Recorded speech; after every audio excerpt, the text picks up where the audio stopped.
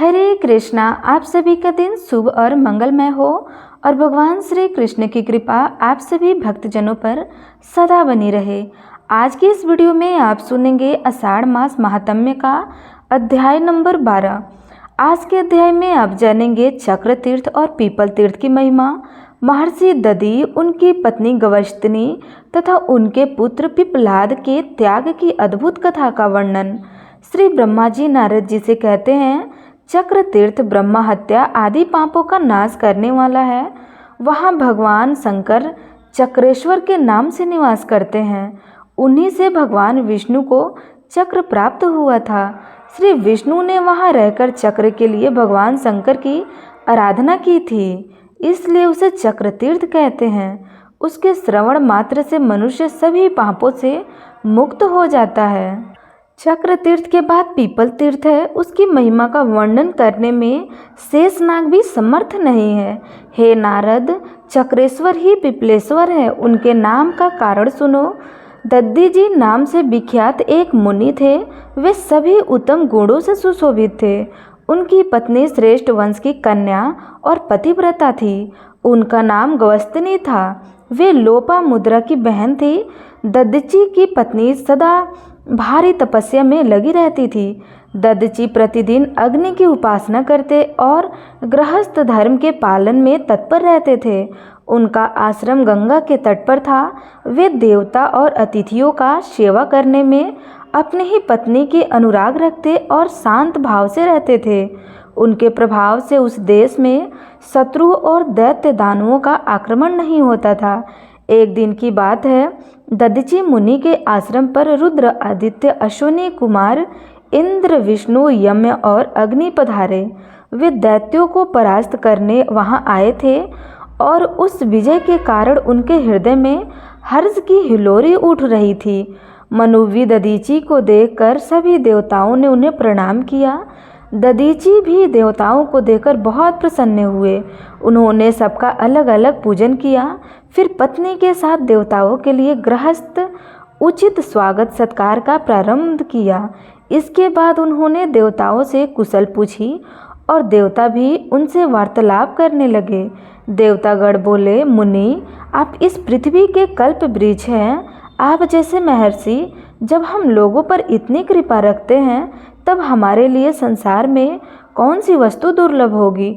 मुनि श्रेष्ठ जीवित पुरुषों के जीवन का इतना ही फल है कि वे तीर्थों में स्नान, समस्त प्राणियों पर दया और आप जैसे महात्माओं का दर्शन करें।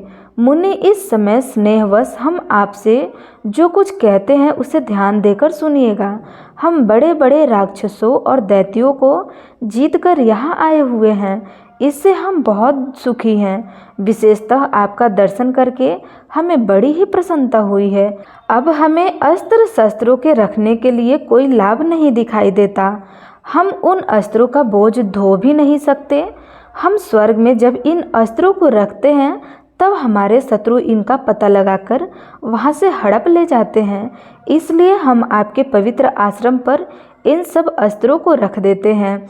ब्राह्मण यहाँ दानवों और राक्षसों से तनिक भी भय नहीं होता है। आपकी आज्ञा से यह सारा प्रदेश पवित्र और सुरक्षित हो गया है। तपस्या के द्वारा आपकी समानता करने वाला दूसरा तो कोई नहीं है। अब हम कृतार्थ होकर इंद्र के साथ अपने अपने स्थान को चले जाते हैं। अब इन आयुधों की रक्षा आपके अधीन है। देवताओं की यह बात सुनकर दधीची मुनि ने कहा, तथास्तु। उस समय उनकी प्यारी पत्नी ने उन्हें रोका कि मनु, यह देवताओं का कार्य विरोध उत्पन्न करने वाला है, अतः इसमें आपको पढ़ने की क्या आवश्यकता है। जो शास्त्रों का ज्ञान प्राप्त करके परमर्थ तत्व में स्थित हो चुके हैं, संसार के कार्य में जिनकी कोई आसक्ति नहीं है, उन्हें दूसरों के लिए ऐसा संकट मोल लेने से क्या लाभ होगा, जिससे न इस लोक में सुख है और न प्रलोक में। विप्रवर, मेरी बातें ध्यान से सुनिए। यदि आपको इन आयुधों को स्थान दे दिया है तो इन देवताओं के शत्रु आपसे भी द्वेष करेंगे। यदि उनमें से कोई अस्त्र नष्ट हुआ या चोरी लग गया तो यह देवता की कुपित होकर हमारे शत्रु बन जाएंगे। अतः हे मुनीश्वर, आप वेद वेदांतों में श्रेष्ठ हैं। आपके लिए इस पराया द्रव्य में ममत्व जोड़ना ठीक नहीं है। अगर धन देने की शक्ति हो तो याचक को देना ही चाहिए, उसमें कुछ विचार करने की आवश्यकता नहीं है। यदि धन देने की शक्ति ना हो तो साधु पुरुषों तो केवल मन, वाणी तथा शारीरिक क्रियाओं द्वारा दूसरों का कार्य साधन करते हैं। हे प्राणनाथ, पराये धन को अपने यहाँ धरोहर के रूप में रखना साधु पुरुषों से कभी स्वीकार नहीं किया है, इसका उन्होंने सदा बहिष्कार किया है। अतः आप यह कार्य न कीजिए।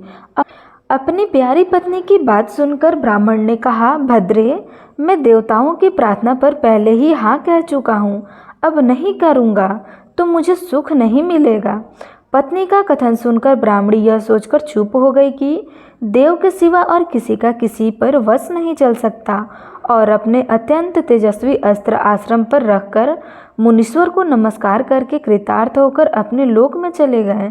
देवताओं के चले जाने पर मुनि अपनी पत्नी के साथ धर्म से तत्पर होकर प्रसन्न पूर्वक वहां रहने लगे।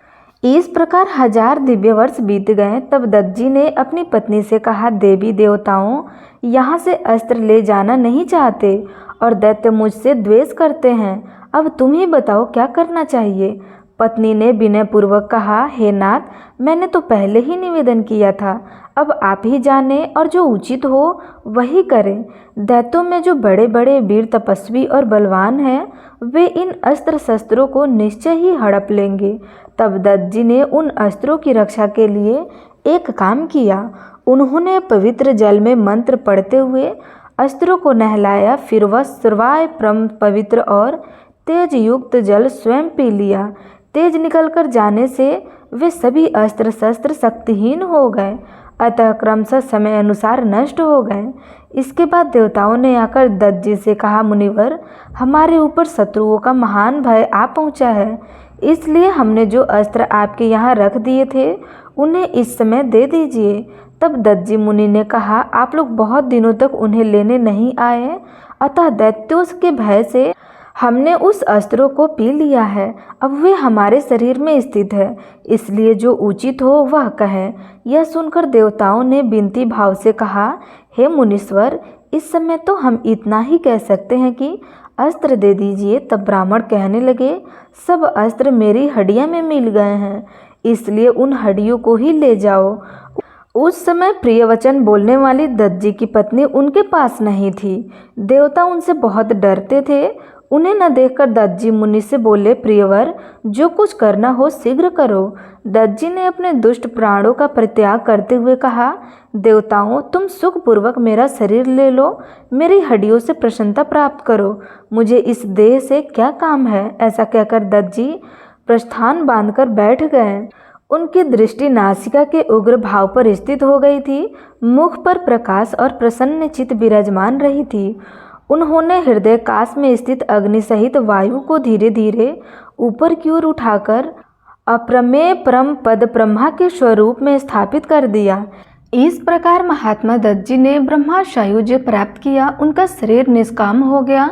यह देखकर देवताओं ने विश्वकर्मा से उतावली पूर्वक कहा, अब आप अभी बहुत से अस्त्र शस्त्र बना डालिए। तब विश्वकर्मा कहने लगे, देवताओं, यह ब्राह्मण का शरीर है, मैं इसका उपयोग कैसे करूं? जब केवल उनकी हड्डियां रह जाएंगी तभी उनका अस्त्र निर्माण करूंगा। तब देवताओं ने गौ से कहा, हम तुम्हारा मुख व्रज के समान किए देते हैं, तुम हमारे हित के लिए अस्त्र शस्त्र निर्माण करने के उद्देश्य से दत्तजी के शरीर को क्षण भर में विदर्ण कर डालो, अशुद्ध हड्डियां निकाल कर दे दो। देवताओं के आदेश से गौ ने वैसा ही किया। उन्होंने दत्तजी के शरीर को चाट चाट कर हड्डियां निकाल ली और देवताओं को दे दिया। देवता उत्साह के साथ अपने लोक में चले गए और गौवें भी अपने स्थान को लौट गई।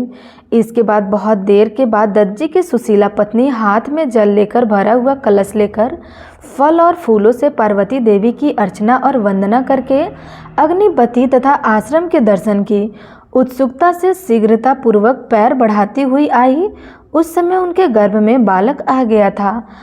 आश्रम पर पहुंचने पर जब उन्होंने अपने स्वामी को नहीं देखा तब बड़े आश्चर्य में पड़कर अग्नि से पूछा, मेरे पतिदेव कहाँ चले गए हैं? अग्नि ने जो कुछ हुआ था वह सब सुना दिया। पति की मृत्यु का दुखद समाचार सुनकर वे दुख और उद्देश्य से पृथ्वी पर गिर पड़ी। उस समय अग्निदेव ने ही उन्हें धीरे धीरे आश्वासन दिया।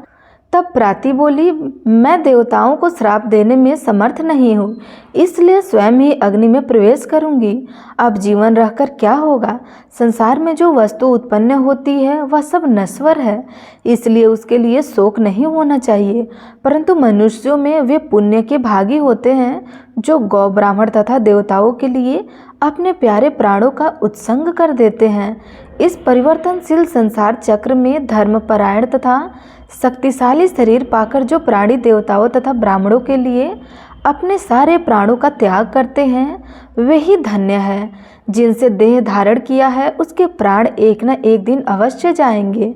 यह जानकर जो ब्राह्मण गौ, देवता तथा दिन आदि के लिए इन प्राणों का उत्सुक करते हैं, वे ईश्वर, ऐसा कहकर उन्होंने अग्नियों का यथावत पूजन किया और अपना पेट चीरकर गर्भ के बालक को हाथ से निकाल दिया।